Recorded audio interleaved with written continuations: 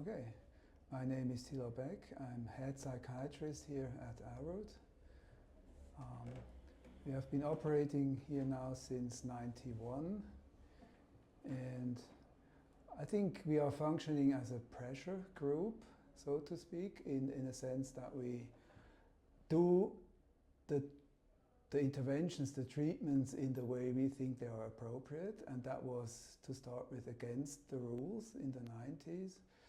And we learned that when you do things right, they are accepted or seen, and so it's like an example of good practice that we live here. And so I can tell the impact it has on my colleagues here in Switzerland, but also internationally. We have a lot of delegations coming here to visit and to see, to understand and learn how we work here. And I'm really proud of it. And it's so good to see how our clients and patients also appreciate this kind of attitude and approach. It's all about integrated, flexible treatment offers that are tailored to the needs of our clients, and that means that we have to listen well and respect the needs of our clients and understand the needs of our clients to then, together with them, create the treatment they benefit most.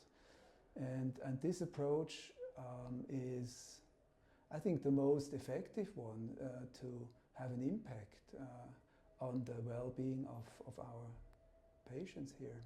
And Thilo, can you just explain how you work with politicians to make this happen in Switzerland? Well, I think, as I told you, we are a pressure group, and how can that be? Because we are quite a big organization. We have 120 staff and 5,000 patients in treatment, so we are the biggest outpatient clinic in Switzerland. And I do a lot of networking in Switzerland. I'm a member of the Swiss Society of Addiction Medicine. I'm in many other boards, and try to have an influence on political negotiations, and that works quite well since we are quite big, as I said, and we are actively communicating as well. That makes a difference too. We really work closely with the media, and so we have a voice, and we use that voice. And I think politicians accept us and respect us as a player in the field with a good practice, right? And so that gives us some impact, I think. That's right. And also, one other piece of information you gave me was your engagement with the local residents, stakeholders at the town hall meetings. Yeah. Could you just explain that? Well, that was when we moved in here 2017. That was a big thing, right? To move into this big building and with 120 staff members and 5,000 patients coming here into this area. And so we very early communicated when we signed the contract. That was 2 years before we moved in here.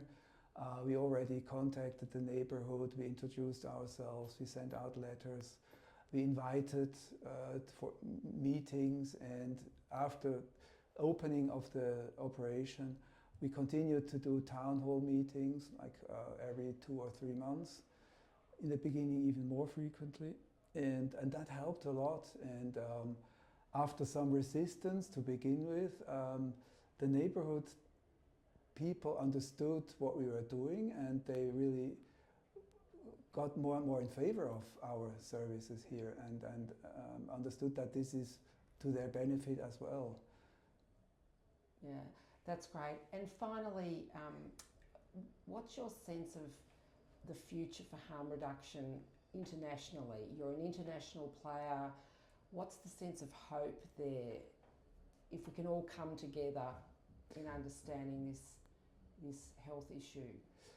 Well, I think we still live off the what we learned back in the 90s, and that was a very important experience when we came up with this new approach, the 4-pillar policy, the integration of harm reduction.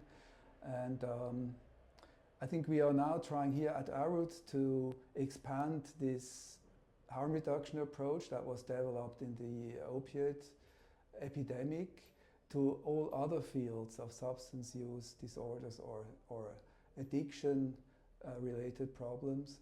And this logic and rationale of harm reduction I think can be used in a broader range of problems. And so I think, and that's also a political thing, to advocate for a regulation of every single substance and to get an end to this prohibitionist approach, because we are sick of treating the problems that are created by prohibition. I think our clients would be in a much better state of health if substances were regulated, and that gives us also a lot of energy to advocate for that.